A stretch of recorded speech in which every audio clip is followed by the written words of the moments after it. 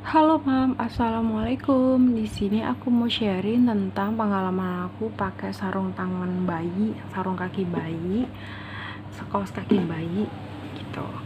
Nah, pengalaman aku ketika aku baru-baru lahir anak aku pasti pakai sarung tangan bayi. Itu karena kukunya masih panjang kan, terus juga memang untuk ngejaga kehangatan.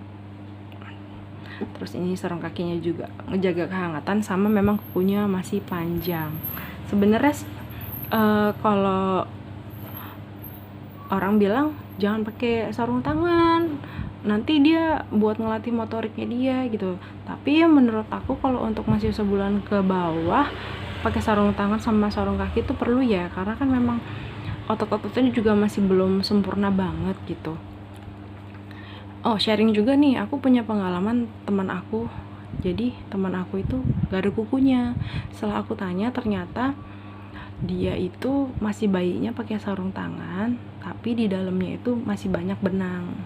Benang kayak gini nih, misalnya ini kan memang rapinya cuma di luar ya jahitannya. Tapi kalau di dalam ini kan jelek begini gitu kan ya, terus kayak ada mungkin ada benang-benang sisa nih, kayak gini nih ada benang sisa, itu harus diperhatiin. Karena waktu teman aku itu dia pas masih bayinya kesangkut sama benang yang ada di dalamnya, jadi akhirnya kuku dia itu sampai nggak ada. Jadi jari dia itu misalnya sebelah ini ya, misalnya sebelah sini kelingking, jadi jarinya dia tuh nggak ada kuku, jadi bener-bener kayak, jadi jarinya tuh lebih pendek. Jadi karena memang talinya itu menarik jarinya dia gitu waktu masih bayi baru lahir gitu, terus kukunya nggak ada, jadi jarinya tuh polosan gitu, jadi jatuhnya cacat ya. Jadi tips aku kalau misalnya mau pakai sarung tangan, dan aku yakin ini sarung tangan ini sejuta umat, ini sarung tangan zaman dulu banget gitu kan. Kalau yang sekarang kan modelnya sarung tangannya modelnya gini nih. Tetap perhatiin bagian dalamnya, awas kalau ada benang gitu. Terus kalau aku waktu pas anak aku udah 1 bulan, sarung tangan aku lepas karena buat ngelatih motoriknya dia kan, karena kan pasti otot-ototnya udah mulai bisa megang, meraba gitu. Jadi biar dia bereksplor, terus biar buat ngelatih motoriknya dia juga. Jadi mulai 1 bulan aku udah nggak pakai sarung tangan lagi buat anak aku. Nah, kalau ini sarung kaki, setelah 1 bulan aku kan pakai sarung kaki ini juga harus diperhatiin ya bagian dalamnya. Buat moms yang mau baru lahiran atau mau melahirkan dekat-dekat ini, tolong perhatiin bagian benang-benang dalamnya. Takutnya benangnya nggak rapi, ada yang klewer-klewer gitu kan, nanti takutnya kena tangan si dedeknya, karena tangan dedek itu kan masih lembut banget gitu, jadi kan kasihan gitu kan. Oke, anggaplah anak aku udah sebulan lewat gitu kan, jadi aku udah nggak memerlukan sarung tangan dan sarung kaki lagi, terus sudah nggak make. Dan anak aku itu kan di bedongnya memang cuma sampai 2 minggu doang, karena kan memang fungsi bedongnya cuma buat menghangatkan doang. Jadi sarung tangan, sarung kaki tetap aku pakai sampai dia umur sebulan, walaupun dia udah nggak di bedong gitu. Lanjut, setelah udah 1 bulan aku pakai yang ini, tapi ternyata pas aku pakai yang ini, anak aku umur sebulan karetnya nih kekencengan. Tapi memang namanya kaos kaki pasti ngetat dong, nggak mungkin kalau kaos kaki itu nggak ngetat, itu nggak mungkin gitu kan, glember-glember jadinya gitu. Nah, kalau kalian mau beli kaos kaki buat umur yang 0 sampai 3 bulan, menurut aku kayaknya nggak perlu beli yang kayak gini, bentuknya bintik-bintik. Karena yang bintik-bintik ini kan biasanya buat jalan biar nggak licin gitu. Nah, sedangkan umur 0 sampai 3 bulan kan nggak mungkin dia udah bisa jalan gitu. Jadi ini kayaknya ngeganggu walaupun beli. Jadi ini aku nggak pakai. Ini pakai cuma berapa hari doang, nggak nyampe seminggu, karena aku ngerasa ini karet terlalu kekencengan. Jadi di kakinya anak aku tuh kecap, ninggalin bekas cap kaos kaki gitu. Aku takut terjadi, khawatir anak aku kenapa-kenapa, akhirnya ini cuma beberapa hari saja. Oke, aku udah nggak pakai ini, buang.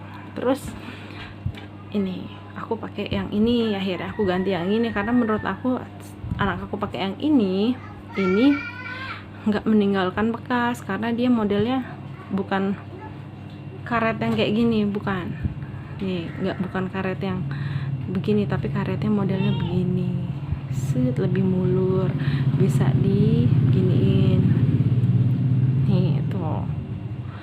Nah begini lah bentuknya kalau anak aku pakai. Aku kira ini aman-aman aja dipakai sama anak aku gitu. Aku pakai ini sampai anak aku umur 2 bulan. Terus ketika aku ke tempat mamaku bilang, jangan sering dipakein kaos kaki lah, kenapa gitu kan.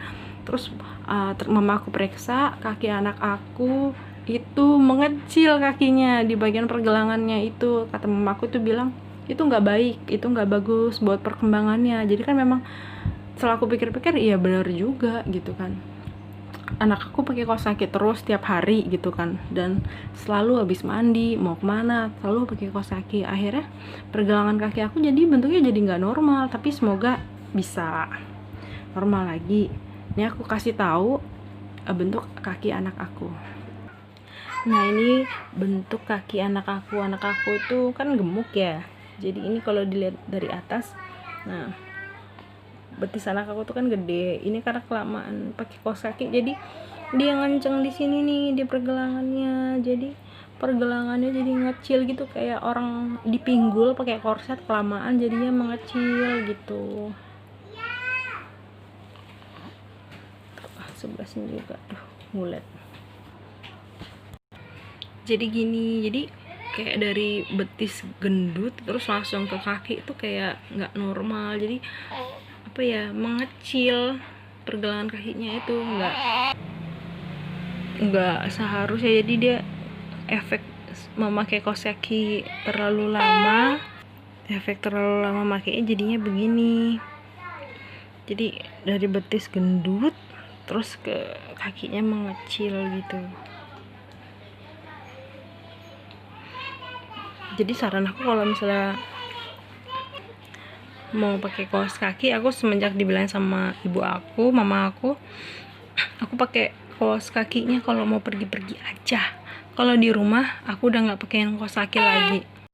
Nah itu dia tadi bentuk kaki anak aku yang udah keseringan pakai kaos kaki. Jadi buat aku kalau misalnya mau pakai kaos kaki itu kayaknya jangan dulu deh, apalagi bentuk nih kaos kakinya model kayak gini. Apalagi nih ini memang kalau dari depan sih kayaknya nggak masalah ya, tapi ternyata perlu diperhatiin juga. Kalau ini kaos kaki kan dari luar kan memang bagus ya bentuknya, kita lihat di dalamnya itu ini kayak gini, dia bentol-bentol karena dia untuk memperbagus motif yang di luar, di dalamnya nih jadi tumbal, jadi bentol-bentol begini juga dibentuknya nih. Jadi jangan sampai kalian beli kaos kaki yang modelnya begini, karena ini aku dipakein ke anak aku, jadi kalau udahnya tuh bentol-bentol juga, nyeplaknya bentol-bentol gini kan kasihan. Bayi kan kulitnya kan masih sensitif, masih tipis, masih halus gitu kan. Kayaknya kasihan aja kalau misalnya nanti demi anaknya lucu, demi anaknya imut ya kan, udahnya kakinya bentuknya model bentol-bentol begini karena efek pakai kaos kaki. Jangan sampai ya.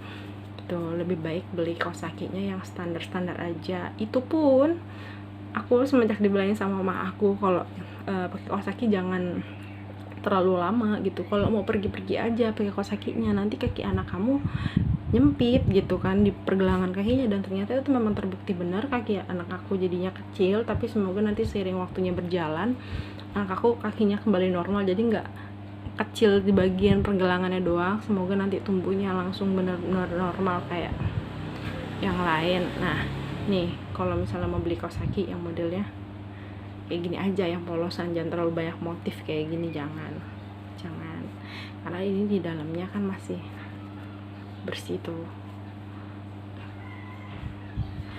tapi ini karena ada motifnya nih. Perhatiin lagi ya, ini kaos kaki baru jadi belum aku guntingin. Kain-kainnya ini bahaya, awas kena jari anak, nanti takutnya luka kayak pengalaman temen aku tadi yang di sarung tangan ya. Kita kan gak mau tahu jadi apa-apa sama anak kita ya kan. Nih polos kayak gini. Dan semenjak kejadian itu aku gak pernah makein anak aku kaos kaki di rumah. dengan catatan mungkin anak aku pakai kaos kaki ketika memang suhunya itu lagi dingin, lagi musim dingin atau hujan, atau anak aku lagi mau jalan-jalan kemana, itu baru aku pakein kaos kaki. Tapi kalau di rumah itu nggak aku pakein kaos kaki lagi, biarin untuk ngelatih si motoriknya dia juga. Terus kalau untuk sebagian orang beranggapan nggak mungkin lah aku nggak pakai kaos kaki, anak aku kan dingin gitu kan kakinya. Tapi ini sebenarnya kalau untuk di suhu ruangan kayaknya nggak dingin deh, tapi mungkin kemarin anak aku awal-awalnya aku lepasin kaos kaki, udah nggak aku pakein kaos kaki lagi, kakinya emang rada dingin. Tapi itu aku selimutin aja, aku selimutin pakai kain biasa, kain bedong atau selimutnya dia aku tutupin gitu. Itu sih lebih aman. Cuman ada yang bilang lagi selimut bahaya gitu kan. Enggak, tutupin aja kakinya gitu. Sekian sih sharing video aku tentang penggunaan kaos kaki, lebih bahaya atau enggaknya itu balik lagi ke mom secara pandangnya gimana. Tapi kalau menurut aku, kalau untuk pakai jangka waktu yang lebih panjang itu bahaya. Tapi kalau misalnya pakai kaos kaki cuman buat karena pergi gitu, atau memang cuaca dingin, itu bagus. Karena memang fungsi kaos kaki ini kan pertama untuk ngelindungin kaki bayi, karena kaki bayi itu kan masih sensitif, untuk ngelindungin dari dingin satu, sama biar takut iritasi karena kan kotor gitu kan kalau nggak pakai kaos kaki. Cuman ya itu, kalau buat aku pribadi aku lebih nggak pakai kaos kaki. Jadi kalau pakai kaos kaki kalau keluar aja gitu. Terima kasih ya, sekian video dari aku. Terima kasih udah nonton. Jangan lupa untuk subscribe. Kalau misalnya ada yang mau ditanya-tanya, boleh tinggalin komentar di bawah. Atau ada pengalaman kaki anaknya nggak bisa ini bergerak, maksudnya kakinya tuh kaku gitu, diem aja gitu, atau tangannya ngepel gini aja karena kelamaan pakai sarung tangan, itu bisa sharing di kolom komentar gitu. Jangan lupa untuk subscribe. Wassalamualaikum, terima kasih, bye.